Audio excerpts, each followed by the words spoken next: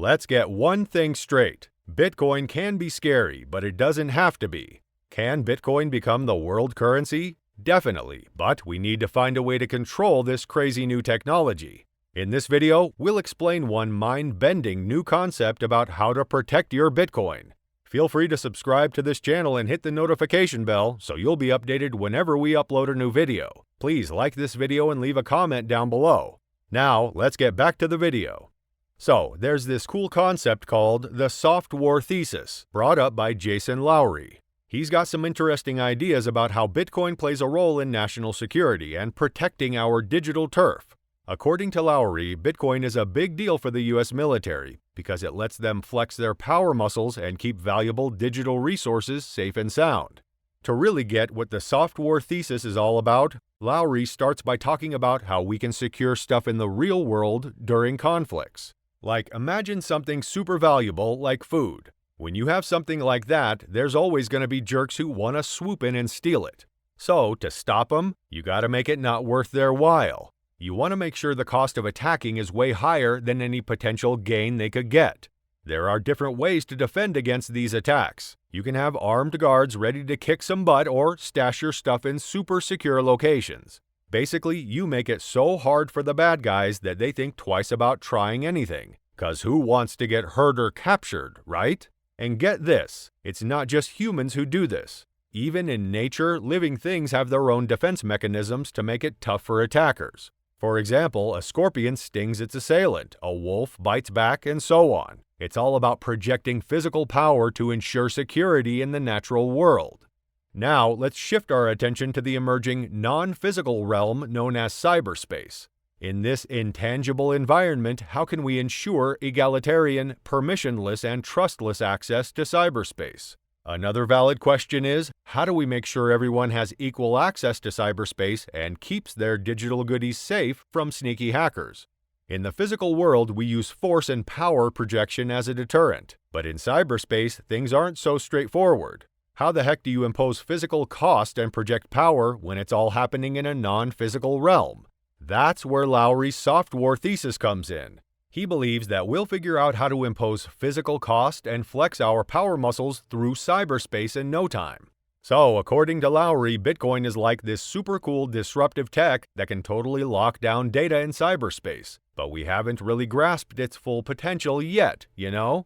He's all about how Bitcoin has the right properties to impose real cost and project power in the digital world, which can seriously beef up security and safeguard valuable resources. This SOFTWAR thesis by Jason Lowery brings a whole new angle to how important Bitcoin is for national security and defending cyberspace. By tapping into its unique features like being permissionless and trustless, regular folks and big organizations alike can actually step up and secure their data and protect valuable stuff in the virtual realm. As we keep learning and using Bitcoin in this way, you can bet more and more people will see just how important it is for boosting security in cyberspace. So, at the MIT Bitcoin Expo, Lowery gave this cool talk that made us rethink the way we protect our precious data in the digital world. He broke it down in simple terms, talking about how computers use binary digits or bits to store information. Each bit represents a 0 or 1, and you can combine them to represent more complex stuff. But here's the thing he got us thinking about. How can we really keep that data safe and secure in those little bits? For the past 80 years, computer folks have been all about optimizing efficiency, trying to transfer information in the cheapest and most energy-efficient way possible. But Lowery shook things up by suggesting that if we want to defend our power in the digital realm, like cyberspace, we need to shift our focus from energy efficiency to energy expense. In other words, we should design computing systems that consume more energy. The big idea here is physical expense. Lowery stressed that if we make it physically and economically tough to launch attacks or compromise data, we can establish solid security measures. Physical expense means it costs a lot to mess with the data, and that discourages bad actors. This principle works in all areas. If we impose physical constraints and make it crazy expensive for people to do malicious stuff, we can protect our valuable information. So, to keep our data safe in those little bits, we gotta introduce measures that are physically expensive and make attackers think twice. Lowery also pointed out that the missing piece in cybersecurity is the ability to impose physical constraints on other entities in the digital world, like computers or control over data. We need to slap heavy physical cost on those trying to exploit or mess with stuff in cyberspace. That's how we'll keep the bad guys at bay. So, to wrap it up, Lowery's talk at the MIT Bitcoin Expo really made us rethink cybersecurity. It's all about putting physical cost and constraints first when designing computer systems. By embracing energy-expensive methods and making attacks physically unviable, we can build strong security. And as a society, we need to figure out how to dish out serious physical consequences to those who try to mess with our digital assets. With this new perspective, we can fortify our defenses and keep our precious data safe and sound. So, this guy Jason Lowery has this really interesting thesis. He's all about how warfare, despite being super destructive, has actually shaped our civilization in some major ways. According to him, one of the upsides of war is that it leads to the decentralization of power and control over Earth's resources. Basically, different countries have been fighting over territories and resources since forever, and no one has been able to dominate everything. That's why we don't have a single world government ruling the planet. But here's the kicker. Lowery takes it a step further and says that this whole decentralization thing applies to more than just physical territory. He thinks it also applies to the digital world, like data and cyberspace. He calls it soft war, a non-physical and non-kinetic kind of global power contest.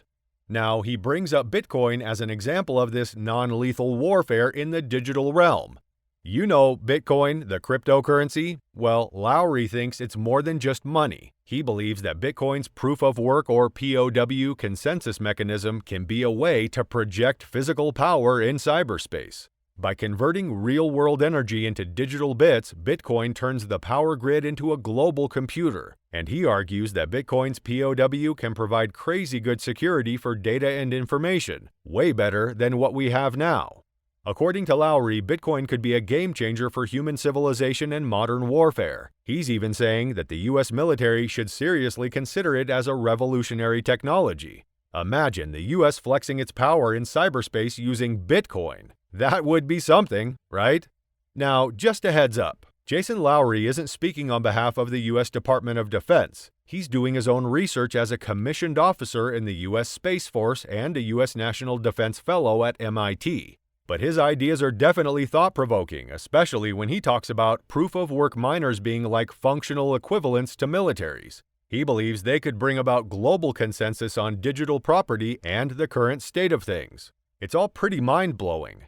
Lowery's thesis is really something, and it's exciting to see where his research takes us.